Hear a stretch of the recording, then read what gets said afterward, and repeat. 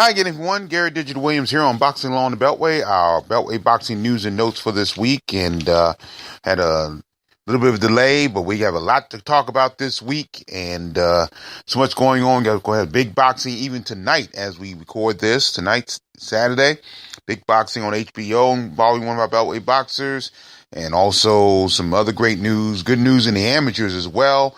We have some information to give out to you also in our tribute section, and just a lot of things going on. So stay with us right here on Beltway Boxing News and Notes, which is brought to you by Real-Time Pain Relief. From boxers to ballerinas, for shoulder pain and muscle strain, everything in between, Boxing Along the Beltway recommends Real-Time Pain Relief, the natural, plant-based, safe, fast, and effective ointment. You go to freepainoffer.com, buy $10 worth of Real-Time Pain Relief, you get a free $10 tube of Real-Time Pain Relief. Rub it on, the pain is gone in real time. The big news this week, of course, coming up tonight at the Turning Stone Casino and Resort in Verona, New York, we have 3 Beltway boxers on that card. One of them will be on national television on the HBO Boxing After Dark telecast. And that's, of course, Alantez Fox. He'll take on Dimitris Andrade, former world champion, on that card. And they'll be in the co-feature of that bout. The second bout scheduled for that telecast. Telecast gets underway at 10:05 p.m. Eastern time. Now, they had the weigh-in for that one, and Alantez Fox reached that middleweight limit of 160 pounds. And he will face Andrade, who came in at 159 and 1/2 pounds. So that'll be the second bout on the HBO telecast, Boxing After Dark, beginning at 10:05 p.m. Eastern time. So that'll be that. Now on the undercard, Demetrius Ballard, he weighed in at 171 pounds for his 10-round contest against Jaime Solorio. I believe that's a late addition there, late change in that. He came in at 172 pounds. And Roach Jr. tipped the scales at 132. His 10-round bout against Luis Hinojosa, Hinojosa weighed in at 132 and 1/2 pounds. So we'll give you all the details on the blog about the undercard, of course, and of course you'll be able to see Alantez Fox take on Demetrius Andrade on tonight, 10:05 p.m. Eastern time for the HBO Boxing After Dark telecast. There should be a lot of fun there. Now, a couple things took place over the weekend. Over this week, I should say. Joshua Davis, Dynamite Davis, out of Washington, D.C., super featherweight. He lost a 10-round unanimous decision to undefeated Ray Lightning Jr. Lampkin of Portland, Oregon. And that was shown on the CBS Sports Network, and that came out of the Georgia Freight Depot in Atlanta, Georgia. It was the promotion by Evander Holyfield, who not only was promoting the card, was also celebrating his birthday, the Hall of Famer, so congratulations to him. Davis just really could not get his offense going that night. This was this past Thursday night, and he just couldn't get it going. He really couldn't. Lampkin circled him, hit him with hard right jabs throughout the night, and Davis ended up taking a knee in the third round, but he was able to finish the contest. That was good on him, but really he was never in the bout. Lampkin won by scores of 60-53 twice and 58-55. So Davis suffers his second pro loss. He's 11-2, 5 KOs. Lampkin rises now to 11-0, 4 KOs. He's the son of Ray Lampkin Sr., who was a very good boxer in his day. So, congrats, tough break for Joshua Dynamite Davis. Also on that card, however, Hasim Rahman Jr. was scheduled to be on that card. And apparently, according to Rahman Jr., he said this on his Facebook and his Instagram page, his opponent apparently came to the ring and then walked out and kept going out the door. I mean, I don't know what happened. He according to Hasim Rahman Jr., he just came and left. And that was it. And so that was weird. I'd never heard anything about that. So Hasim Rahman could not compete on that card. That's a tough break there. No question about that. Now, let's turn to the amateurs real quick, because the amateurs really are going great guns. A lot of them are in Chattanooga, Tennessee this week, and they're finishing up the Eastern Elite Qualifier and Regional Open at the Chattanooga Convention Center there. And so far, local boxers have won a grand total of 4 national Eastern championships.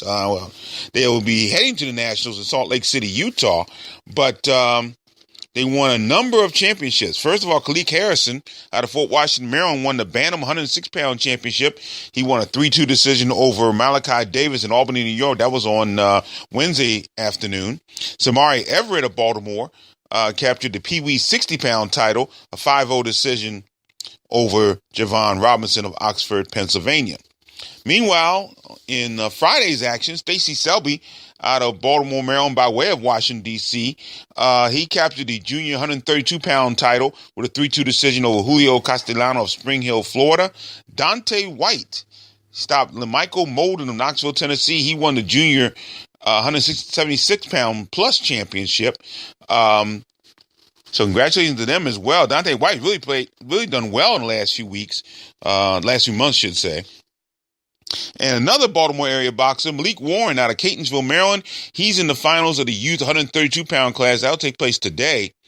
He won a 4-1 victory over Dominique Francis of Opelika, Florida. So Warren will take on Adrian Benton of Cincinnati, Ohio in the championships today. So number of great boxing action for the locals. They've done outstanding work at the Eastern Elite Championships.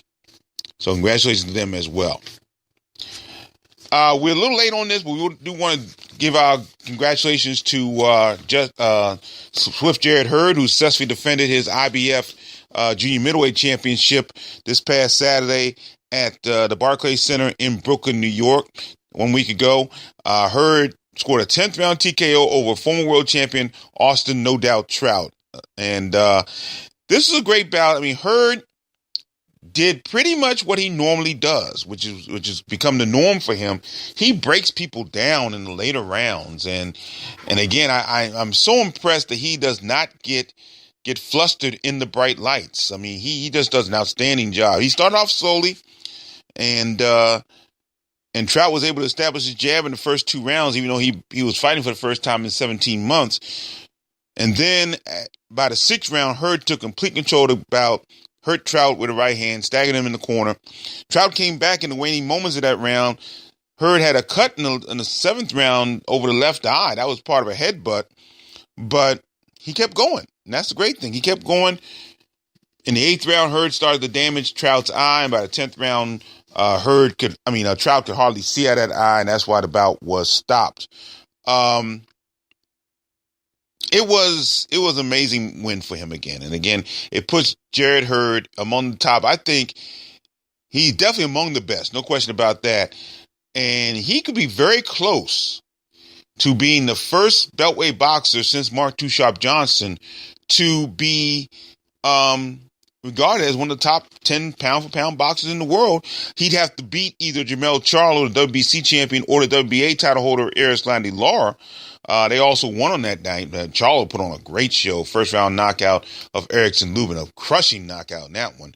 Lara, a lot of people did not like his bout against Terrell Gaucher. It was boring, all get out. But to see Heard up in that mix right now as one of the best boxers in the junior middleweight, I think he has the best chin of anybody in the junior middleweight division. He does have to work on his defense. I think everybody's been saying that, and I think that's very, very true. But his chin is so good, it almost becomes a help as opposed to a liability in some ways, because he tests that chin, he doesn't falter, and he ends up breaking the opponent down in the later rounds. So it's weird. That's very weird how that happens, but that's the way it is right now. So Heard is looking for a unification bout with either Charlo or Lara. We'll see what happens there. And I think if he gets that, then you've got to put him in the mix. If he wins that, you got to put him in the mix for the top 10 boxers. Now, I think he still has a mandatory prior to that. Now, this was a voluntary defense, but I think he still has a mandatory he has to honor. So Charlo and Lara probably won't come right away unless he gives up that IBF Junior Middleweight Championship, which is possible. In all honesty, it's possible. But I think he'll have to take his mandatory first, and hopefully that mandatory will be here in this area. That would be nice to see. No question about that. So congratulations once again to Swift Jarrett Heard out of Ackeek, Maryland. He remains undefeated, 21-0, 15 KOs, and makes his first title defense of the IBF Junior Middleweight Championship. We have some sad news here in the Beltway. A local boxer by the name of Maurice Mighty Mo Gray. He passed away this week. Apparently he had spinal meningitis, according to some people I talked to. He passed away at the age of 52. Gray was a heavyweight out of Hillcrest Heights, Maryland. He fought from 1990 to 2000. He had a record of 5-7 with 4 KOs. He fought his pro debut against the veteran Marion Jackhammer Wilson in September 1990 in Baltimore, Maryland. He lost that pro debut. He won his first bout in March of 1994. He taken some time off, won his bout in 1994 by first round stoppage in Las Vegas, Nevada. Now, he fought until June of 2000 when he lost a 6-round unanimous decision to Tony Thompson at Michael's 8th Avenue, Glen Burnie, Maryland. I covered a couple of Mo's fights for my TV series Boxing Spotlight. He had 3 bouts actually with Scott Jones out of Baltimore, Maryland, both at Martin's Crosswinds. He did have one, I believe, at Martin's West, but 2 of his bouts were at Martin's Crosswinds. I had a chance to put those on TV that night with my show Boxing Spotlight. So very sorry to hear his news. No word yet on his funeral arrangements for Maurice Mighty Mo Gray. So we send his condolences to his family. Maurice Mighty Mo Gray passed away this week at the age of 52.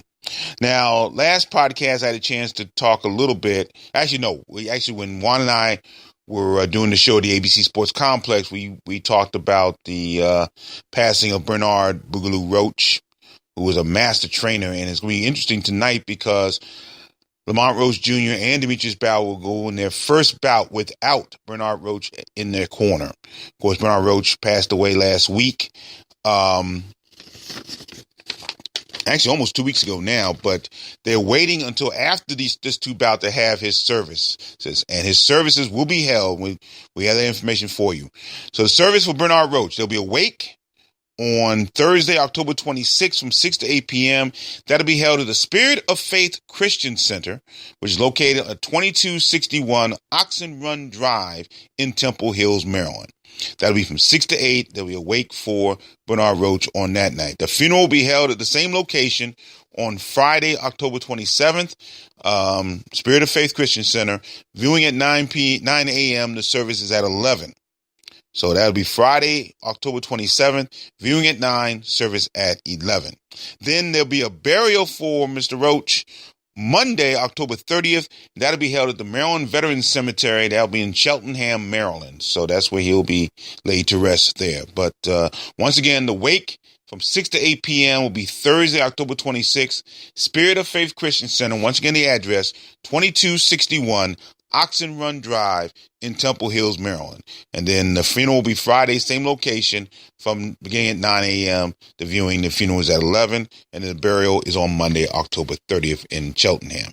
So again, this was a huge loss for the Beltway. I mean, we've lost a lot of good people. We lost, Stephon Morris's father. We lost Thomas Williams Jr.'s stepfather, Jerry Peterson. And then now comes this one, of course, Maurice Gray again. But this one, Bernard Roach, hurts a lot because he impacted he affected so many people in the Beltway, and he was such a positive figure in our area. And it's just sad that he's not going to be with us. He was only 52 years old, and he has so much knowledge, so much wisdom, so much character about him, that this one's going to hurt a lot. No question about that. So hope we can make it either at the wake or the funeral for Bernard Roach coming up next week. So that will do it here for another edition of Beltway Boxing News and Notes. We want to say that our next scheduled broadcast will be on Saturday evening, November the 4th. We'll be at the Silver Eagle Group Arena, which is located in Ashburn, Virginia.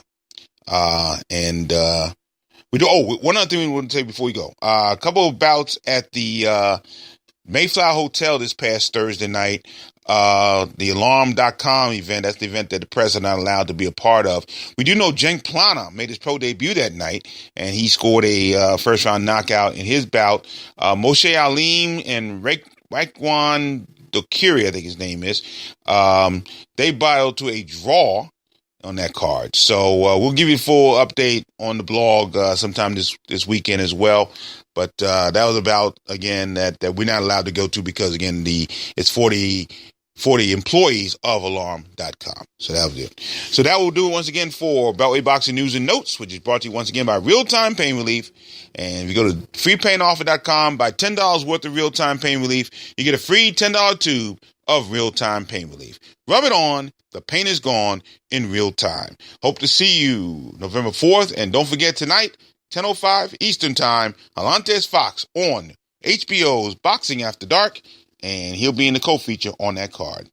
Thanks for staying with us. As always, keep supporting the best boxing in the world, the boxing along the Beltway. Thanks for listening. Take care.